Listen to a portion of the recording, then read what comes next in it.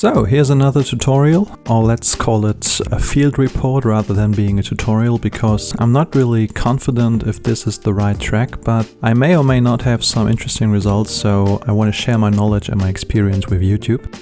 So what's the story of all of this? In 2020, the first Corona year, I was shooting a short film called Mother for the My Road Wheel competition, and the film deals with the topic of climatic change. So the project was a little bit too ambitious for a small team of 3 people, and even though the performance of the actors were great, I was not pretty satisfied with my work, from the set design, from the camera work, the directing, all that kind of stuff that leads really to an okay film, but I was not really confident if this is the best version of this story that I had in mind originally, so I decided to reshoot or recreate the film in 3D, which turns out even more ambitious because at this time I had no knowledge about 3D.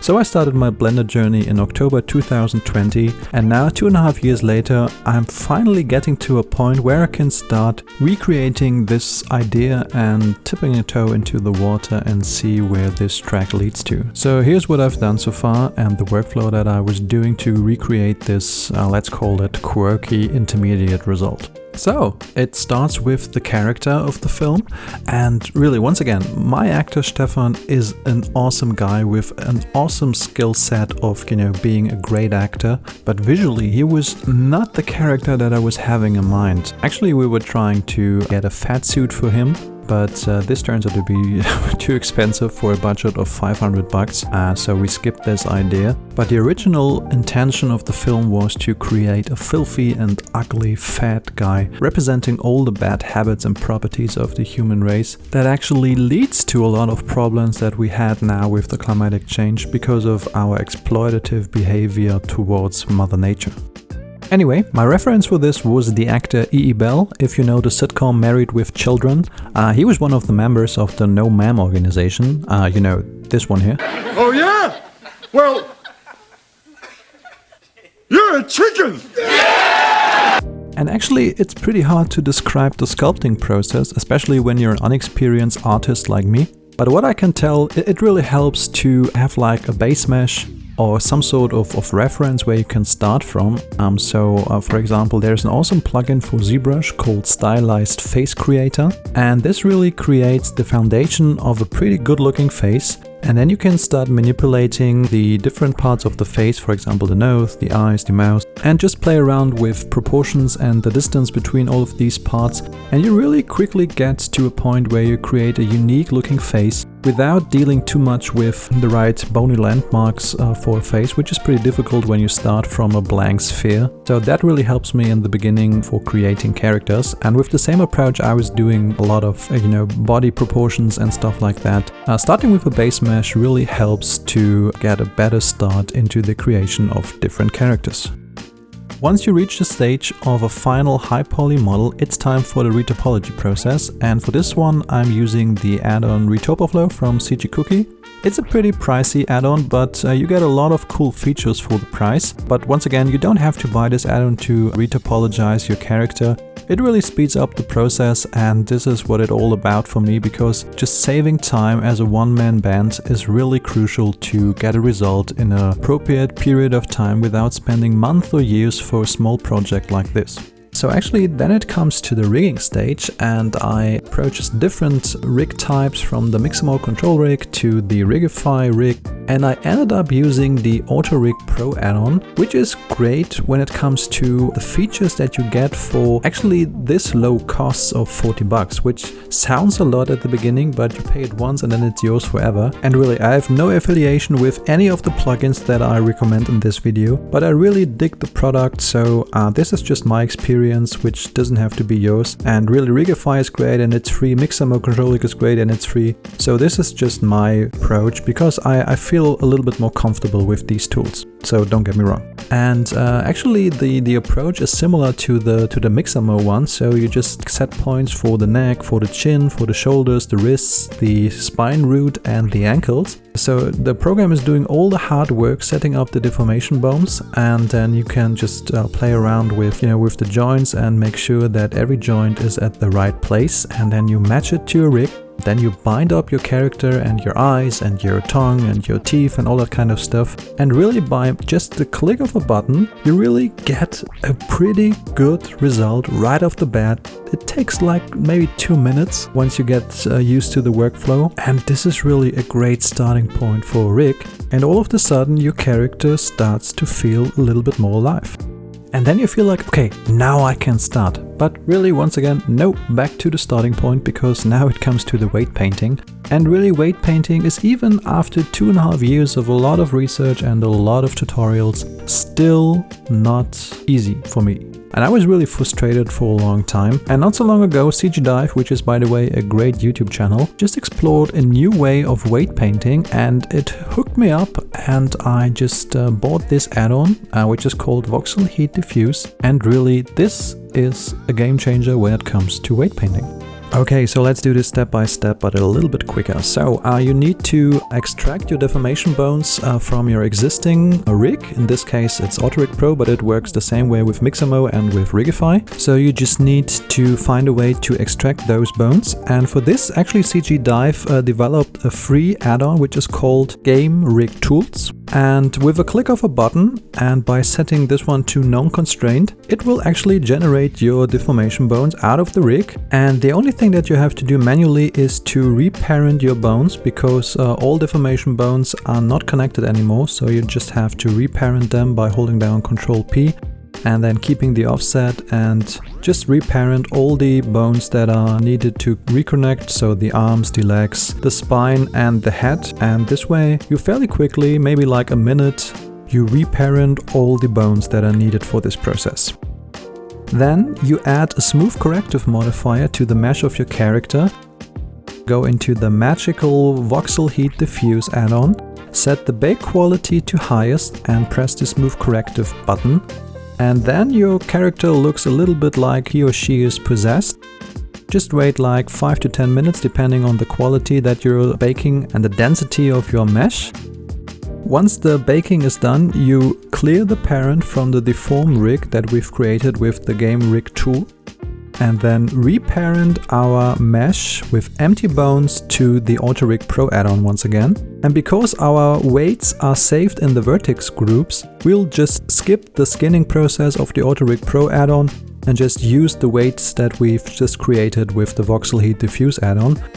And all of a sudden, your weights look pretty good for a process that took maybe like 5 to 10 minutes. And this is really awesome. But now we are ready, right?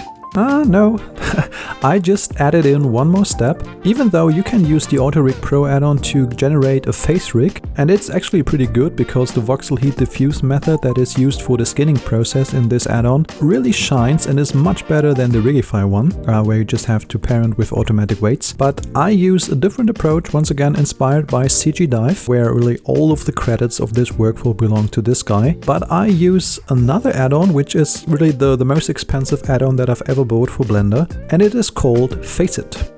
So FaceIt works a little bit differently because it is based on shape keys rather than being weight painted as you would do with the AutoRig Pro or the Rigify add-on. So the workflow is pretty similar. So in the setup phase, you just detect all the meshes that needs to be bind to the face rig. So in this case, our face, the eyeballs, the teeth and the tongue, of course. And once they are correctly set up to the different parts of the face, you can go into the rig section where you just have to generate a landmark. And once this is done, you actually do the same steps as you would do in AutoRig Pro. So you just adjust your vertices to better match the face of your character with the generated landmarks. And then you set up all the individual points to better match with your character. And once this is done, you can go into the project landmarks option, where you can just ensure that the vertices are matched correctly in the perspective view. And once this is done, you can generate your face rig, and it will give you a pretty similar result as you would have spec'd from AutoRig Pro or Rigify. And then we can bind our character to this rig. Then we come to the expression stage, and this is pretty unique because here you can set up different types of expression presets. In this case, I'm using the RA kit from Apple, which is pretty standard. And this is huge because with a click of a button, the add-on generates 52 blend shapes or shape keys for your character. And the only thing that you have to do is to ensure that every shape key matches the existing face expression that you would like to get. So eye blinks and squinting and all that kind of stuff. And really, you can make this pretty easily and pretty fast. And the cool thing about this method is you just don't have to weight paint the face of your character anymore, because this is all done by shape keys. And this is pretty cool. So you have two options. You can go into pose mode and adjust different rig parts where needed. Or you can go into sculpting mode and adjust your mesh by just, for example, taking the grab brush and just move the vertices into place so that they better match with the expression that is needed for this shape key.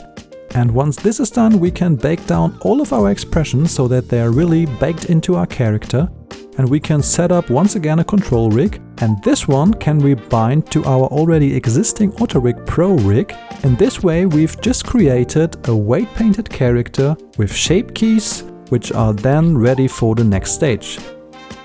So you ask, why should I do all of these complex steps? And the answer for this is pretty simple: face mocap. For the face mocap, I'm using the free app LiveLink Face, which is formerly known from Unreal Engine and which is often used for the metahumans. And the cool thing is the FaceIt add-on is able to handle the created CSV file, so you just have to import the file and then the add-on will do the magic work and apply the mocap data to your rig. And this is a great first step for the animation.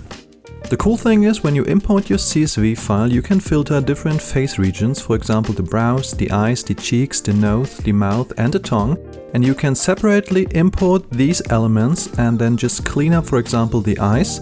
And once you're finished with the eyes, you can add your brows, your cheeks, your nose, whatsoever.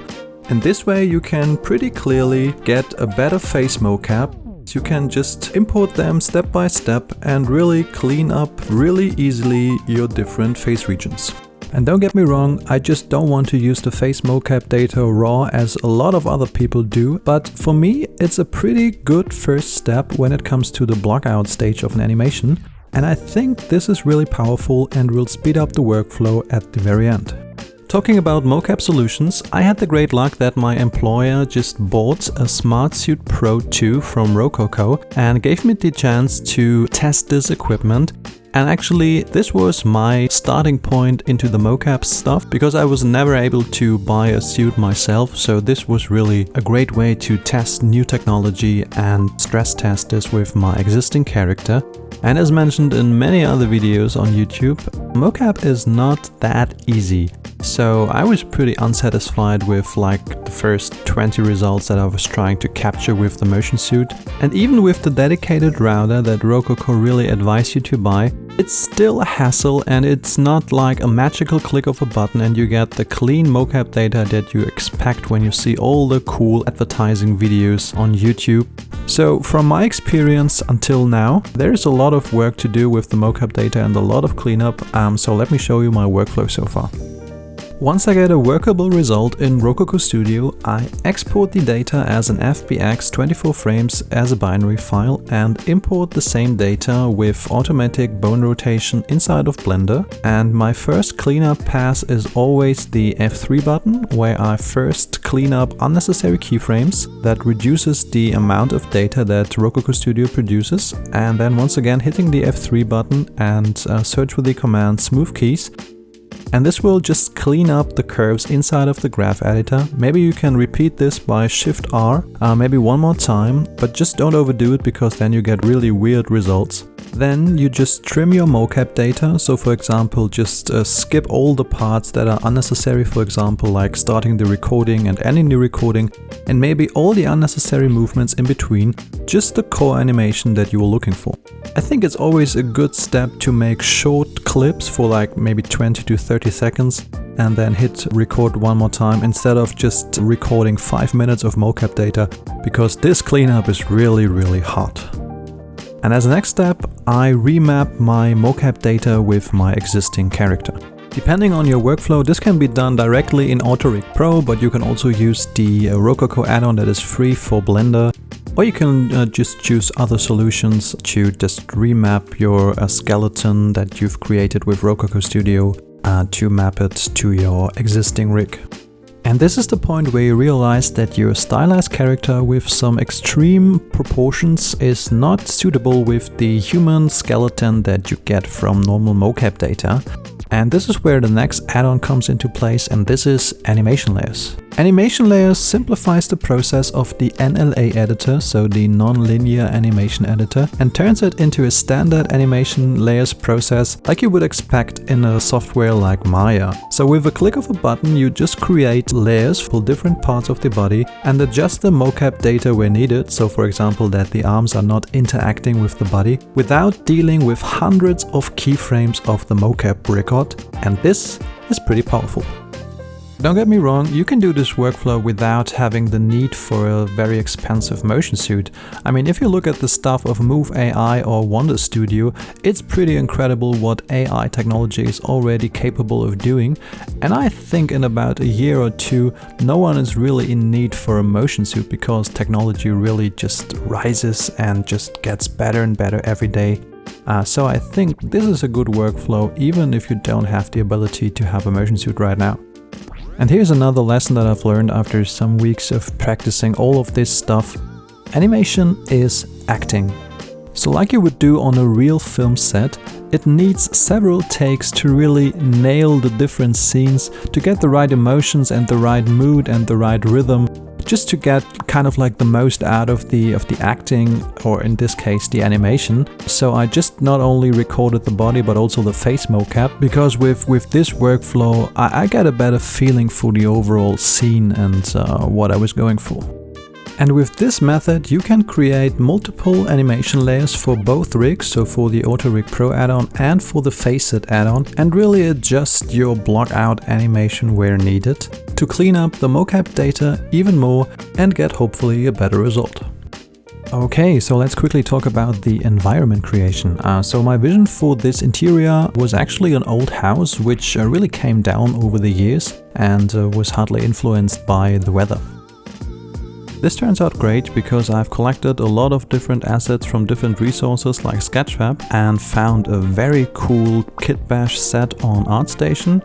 This way I was able to really quickly create some assets which I then had to kit bash. And when you compare this interior with the original design that I had for the short film, I think really it is a step forward. And once again, don't get me wrong, I think I really pushed the limits of what was possible at this time with $500 and just a few days to set this all up. But with fresh eyes 3 years later, it looked too flat and too ordinary and overall too clean to really just create the atmosphere that I was going for. So, this is the interim result, and I would call this an advanced blockout stage. Not even close to a finished animation, because at this point I don't even have the ability or the knowledge of an animator to really polish this animation and turn it into a great one.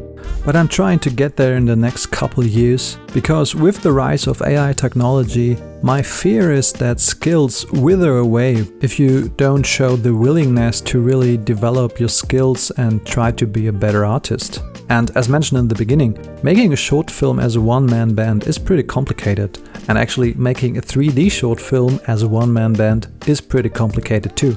So the best thing to get around this problem is to connect with people who are a little bit more talented in specific parts, maybe like rigging, animation, whatsoever, and really join forces and just make something great together. And I think then you and me can make some pretty great art. Thanks for watching, see you next time.